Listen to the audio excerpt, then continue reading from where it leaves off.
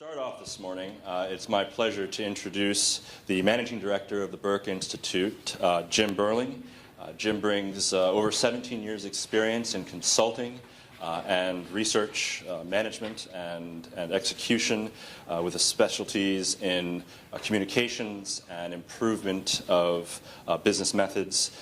He is an avid traveler, has traveled to multiple countries around the world with a special passion for education, which I think is a terrific match for the event we have today in terms of the need for bringing groups together to address some of the challenges we have and educating against that. So without further ado, Jim Berling. Great. Thank you very much. Good morning, everybody, and welcome. I'm going to ask you to take a journey with me, take you back in time to about a year ago. I was flying back from a session that we just had, an on-site customized program for one of our clients. And flying back in the airplane, you get a lot of time to think, and you reflect on what happened through that day and what we transpired and what we had talked about. We had some really interesting discussions about the future of market research. The problem was it wasn't the first time I had heard that. It was about the 40th time within the last year or so that I've heard someone say, what's the future of market research hold for us? Where do we need to go as an industry forward?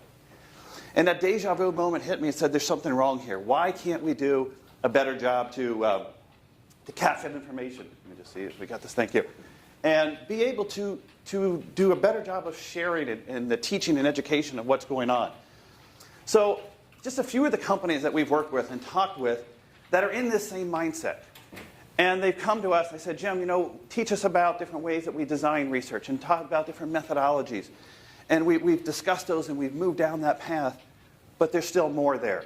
We need to move beyond just the current status of what we're thinking, because we need to understand our customers, our shoppers, our consumers, and our clients. That's the key. That's why we're all here today, is to understand more about these individuals. What do they mean? Why do they do what they do? And as we go through here, I got this idea that says, you know what, we need to do something more than what we're currently doing. And I was trying to think of a good way to kick off this session. And I found this video online by Devin Graham from Mesmerize. And I think I'll play this for you. And if we could get people to cue up the video for us here. And I think it's a good inspirational video to sort of kickstart where we're going with the conversation here today. So if I can get someone, Dana, can we kick off the video there on the side of the screen? Should be able to click on the left side. There you go. Here's a thought for you. What is the greatest computer?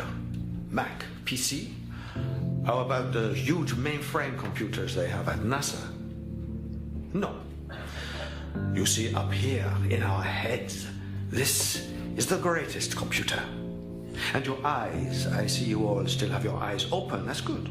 But do you know what you are seeing? I mean, really seeing?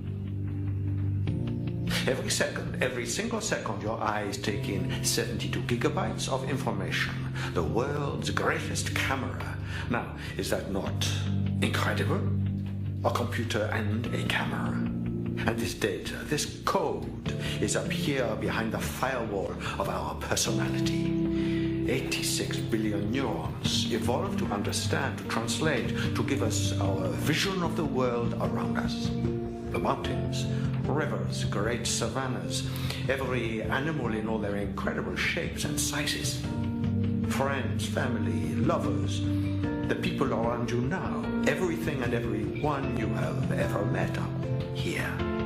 They're all stories, memories, charged with emotion. Your happiness, your sadness, your joy, frustration, your loves lost. And this collection of stories makes you an ongoing project that only comes to an end when we die. Your memories are your life. I believe we are at the frontier. Ahead lies the Internet of you.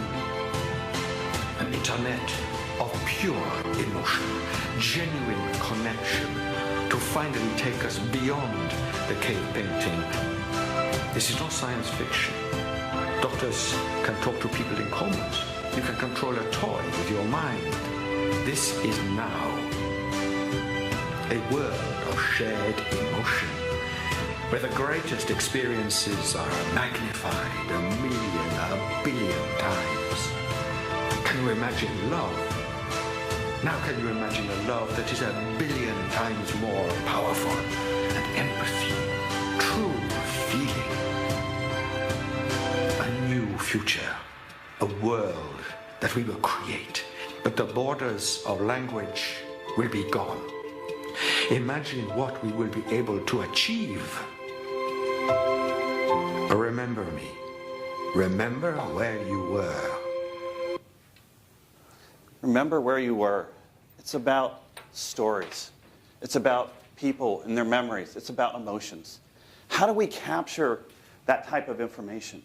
How do we reach out and understand individuals? And if you think about it, we really think about, what do people think? What do people say? What do people do? And what do people feel? That's what our customers and consumers are all about. How do we capture that type of information, and where they do that, or who they are, or why they make the decisions that they do? And we have this whole list of tools. We've got neuroscience. We've got survey research. We've got qualitative. We've got quantitative. We've got in-the-moment research. We've got a lot of different ways and a lot of different tools at our disposal. And it's our job to make sure that we share those tools and to expand beyond just our current set and repertoire and start to synthesize this information together. It's not just one moment. It's not just a survey. It's not just a particular shop along. It's not a particular piece of research. It's synthesizing all of these different components together to really understand our customers and our consumers. That's where we need to go. I started to think back to some of the tools that we currently use to try to understand that emotional component. We have things like storytelling.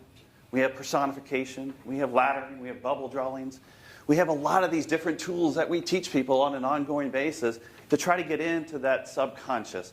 What are people thinking below that top of mind that they can't articulate through a direct line of questioning? So just looking at a few of these different tools, storytelling. Storytelling gives us this opportunity to write a letter to the CEO of a brand and to share your feelings or thoughts with them.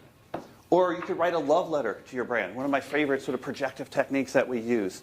It's a really powerful technique to understand people's connection with the brand and why they use it and what they do with that. Personification, bringing brand, lifelike qualities to the brand, personifying a brand or users of a brand. Who are these people? So these are some of the techniques at our disposal. Laddering, where we move from the attributes of a product to the features and attributes into the consequences, into the value proposition of why people truly buy what they do. We don't buy by features and attributes. We drive on the emotional component pieces. So how do we understand that? So laddering is another technique that we use. Bubble drawings, what people say, what do they think, and what do they feel deep down in their heart. It's one of my favorite all-time techniques as a moderator to use. It's very simple, but yet it immediately starts to break down what people are saying out loud, what are they thinking in their mind, and what are they feeling in their heart. Very simplistic. And it could be situational in this, where we have a patient and doctor. It could be a friend, colleague. It could be a mother-daughter. A lot of different ways that we can connect and learn what people are thinking, saying, and feeling. And so using some of these different types of techniques, we've got image-based tools. And I were to ask you to pick out a picture that describes you and tells the story about how do you feel about neuroscience? How do you feel about qualitative research? How do you feel about quantitative research? What picture would tell your story for each one of those different areas? These are the techniques that we're currently using in some of our typical research techniques. And we're saying, how do we add to this repertoire? How do we build beyond this? Because right now we have a picture about our customers, our consumers, our shoppers, our clients. What we need to do is holistic, to bring clarity to that. We want to bring color so it becomes crystal clear of why people make the decisions they do. And it's not easy to do. There's not one source of data that we're able to pull from that's going to allow us to see this level of this clarity about who our shoppers, who our customers and consumers are. So as I sort of stepped back, I started to think, our role with the Burke Institute is to teach the industry, to guide the industry, to inspire the industry. That's our job. Holistically, bring across what everybody and all the different players are doing. And I started to think about, how are we going to achieve this? And I feel like we were falling flat. I had multiple clients still asking me, what's more? What else is out there, Jim? And so we continue to look for these opportunities. We continue to push. So I thought about it. I said, who could we turn to? So I went to Lenny Murphy and the Green Book team and said, what can we do together to help the industry as a whole? And at that point in time, we started talking. So we talked with Bill Mould at Interscope. We had been talking quite a bit about the whole issue around what was going on in the neuroscience and the biometrics and the sensor technology and everything that was going on. Talked to Joe Wilkie over at Nielsen Neurofocus. So we have different people, different players starting to share, starting to expand upon our learning and what's going on across the industry. And so we turned to these different players. We came to the Green Book and said, let's put something together. And that's where we decided to put together this conference. And as I started to think about this, and I look across the room here and start to build upon this, I said, we need to find a way to lead the industry forward. As a group, what can we do? The conference is sort of this first step. This is the first way we start to share information. We exchange information as we move ahead. Because our goal is to share and give advice to all the clients, to provide help, provide information, and guidance to help them move forward and understand these techniques. What are they? What's the strengths? When can we use them? When should we be using them? How should they supplement our current type of research that we're doing? We need to be able to capture that. We need to be able to understand that and share that holistically across the industry. And so how are we going to do this? It's you. I look out across this room, and these are the people that we're going to do this together. We're going to educate the industry as a whole by looking around this room, by talking to the different people, the different players, the different providers within this room. It's not one group. Our job as the Institute is to take all of that learning and continue to share it holistically. And that's why I'm so excited about today. This is such a great opportunity to bring a lot of great minds together in one intense, fun-filled day and hear from a lot of different people. And I hope you're as excited as I am about today, because as I think about this and think about this journey that I've been on, that I want us to find a way that we can sort of lift, rise everybody's boats. Our job is to lift up the whole industry as a whole. And it's not me, it's not the Green Book, it's not one individual organization or group, it's all of us together. So hopefully we're going to have a great day ahead of us here. I'm really excited about today, and I really appreciate everybody being here. And thank you.